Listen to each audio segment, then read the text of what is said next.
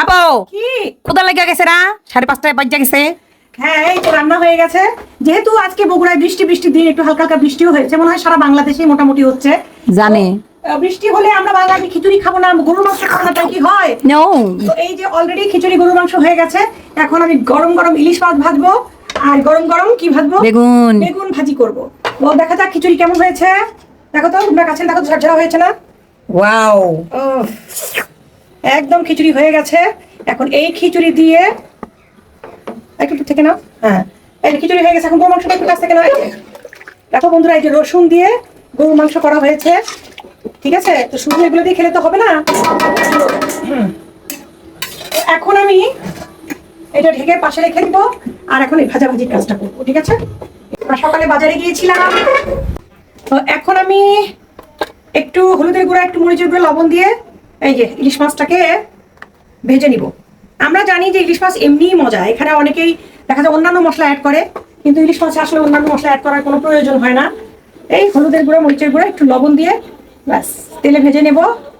আর আমি তো কি বলে এটাকে, বেগুন তো আগেই করে নিচ্ছি, এখানে তেলটা দিয়ে নিই যাতে এতক্ষণ তেলটা গরম হতে থাক। কি বলো লুবনা? কিছু চলে। আজকে ইলিশ মাছ নিয়ে একটু কথা বলো আপু। ইলিশ মাছ নিয়ে কি কথা বলবো? আজকে সকালে তুমি একটা পোস্ট করছো না, দাম কত? আমি হাসতে হাসতে, তোমার কমেন্ট দেখে আমি হাসতে হাসতে মরে যেতে। দেখাও। সেটা হচ্ছে কি, ইলিশ মাছ তো অনেক রকম হয়, তাই না? একটু বড় হলে কিন্তু তার কেজি প্রতি দামটা বেড়ে যায়। তা আমাদেরটা কিন্তু মোটামুটি বড় ইলিশ। 1.5 কেজির। হ্যাঁ, 1.5 কেজি ওজনের ইলিশ, তো এগুলো আবার দাম বেশি। একটু একটু কাছে নিয়ে আসো, এখন এটা একটু দিয়ে Yes. এটা এতক্ষণ হতে থাক। ভালো কইরা রাইন্দো বেগুন কালা জিরা দিয়া গো, কালা জিরা দিয়া। এখন তোমার ভক্তরা বলবে কি, হাই হাই নকশিকন্যা আপুর গলা এত সুন্দর গান গায়, আর আপুর বোনের গলা ফাড়বাস। না, তা বলবে না, আমরা তো পারি, সব কিছু একটু ফান করে করতে পছন্দ করি। আর রাখতেছে না, একটু দিলাম না, ঠিক আছে ঠিক আছে, মোটামুটি। তো কমে যাবে একটু পরে। অনেকে আমাকে বলে, আপু আপনি এতগুলো মাছ, এতগুলো বেগুন একটা করে আটান কিভাবে? এই যে দেখো আটা কিভাবে, এই যে দেখো কয় পিঠে, 2 3 4 5 6 7 8 9 10 11 12 13। হ্যাঁ, সব গুনছি জানি। ইলিশ মাছের 30 কাটা। তো মোটামুটি বড় মাছ আজকে। এই যে দেখো, হুম। বিসমিল্লাহ। ওয়াও,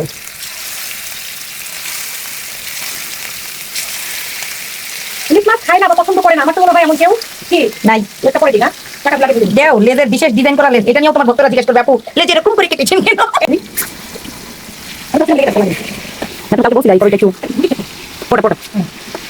যারা যারা লোভ দাও বুঝছো, নকশিকন্যা আপুর হাতের রান্না কিরকম বাইরে পাই, একবার খাইলে জীবনে ভুলবা না। একবার যদি খাইছো, বিশেষ করে আপুর গরু মাংস, সারা জীবন খালি আঙ্গুল চাটতেই থাকবা, চাটতেই থাকবা।